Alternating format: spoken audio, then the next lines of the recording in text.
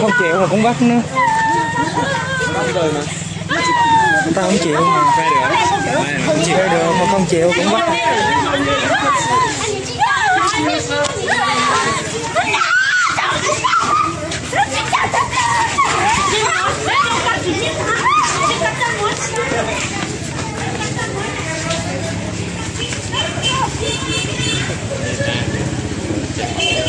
Không chịu mà cũng bắt người ta nữa.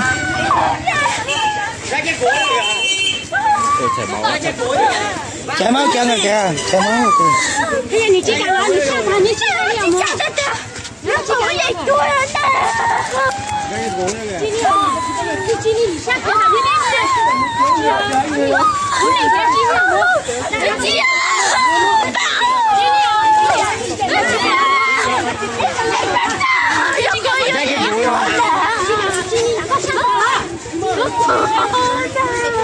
哎呀，你去干了，你长你啊，给你啊，我去干的。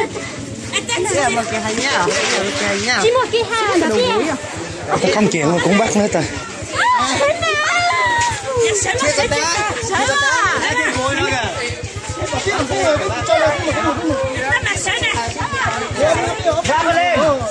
Đã sụt cả phòng dây rồi.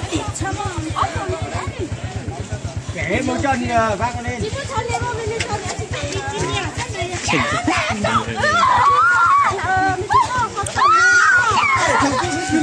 Ở đây về nhà là thành vợ rồi.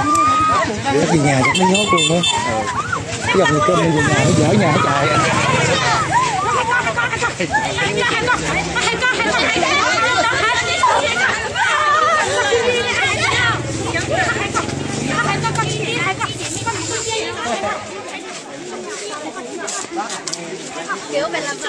Ủa mà về nhà rồi bỏ chạy được không? Nhốt luôn hả?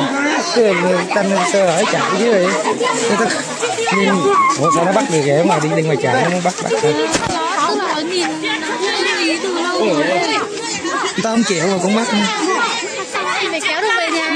Không kéo được về nhà thôi. Nếu kéo về tới nhà là thôi hả?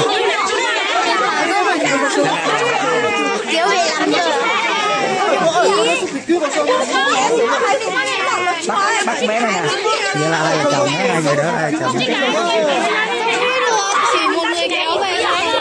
Nó nhốt trong nhà 3 ngày. Cứ mỗi ngày chàng trai lấy cái áo luyện vô. Mà nó giữ luôn thì ok, mà luyện cho ra thì phải hẳn nó về.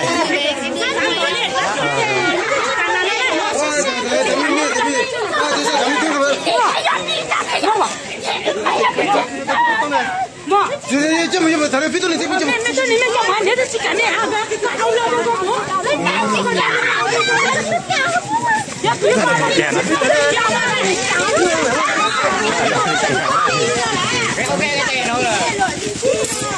？Đeo vào nó kìa, đeo hết vào.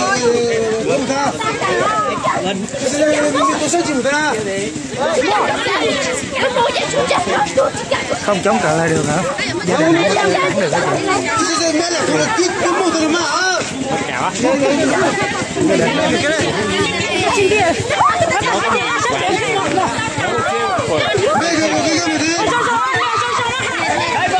Nhưng mà gia đình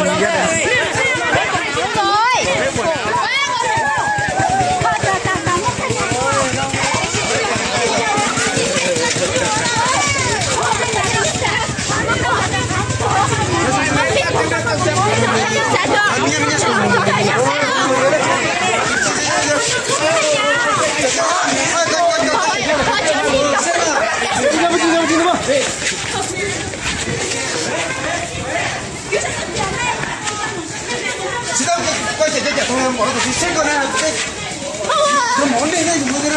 喂，我了，我上午吗？走那边，就现在走那边还不过，看风车中，我跑去哪里？ Đi này là công an can thiệp nhỉ?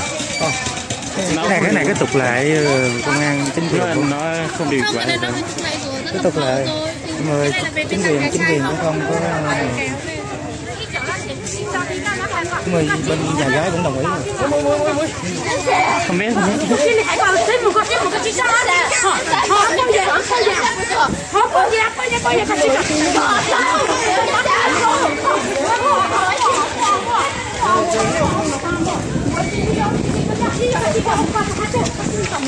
Con đi mà tao cho kia hay mua. Mua thôi.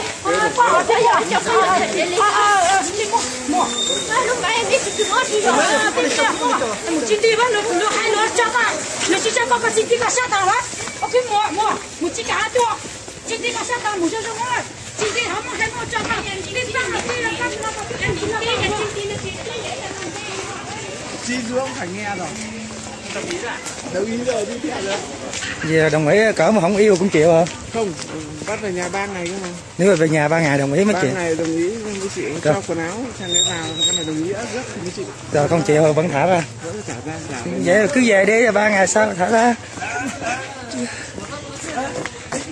Ôi nhưng biết ai là chồng chưa? Thằng khác rồi. Ở đây vậy?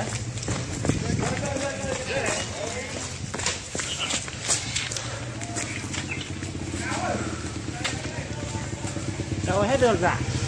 Đây là chắc khác rồi không? Sao đâu bị vậy? Bây giờ nó còn cơ hội là đòi về nhà 3 ngày nếu không đồng ý thì được thả. À thế à? Bên nhà 3 ngày không đồng ý nhá. Thế chứ không để. Thế về làm gì có tình yêu trời. Bắt như này cũng thể quá. Tội nghiệp đấy chứ. Dài rồi. Không đi theo một chặng đường xuống đây quay hay lắm. Không. Lúc nãy chưa đồng ý thì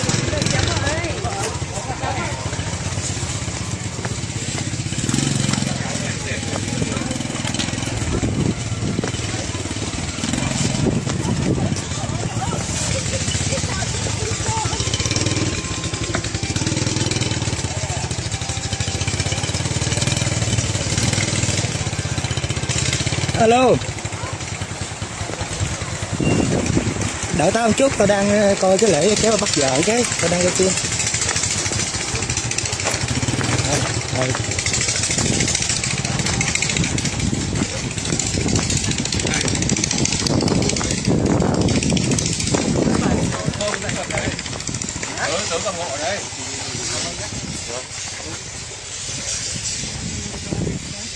Hello.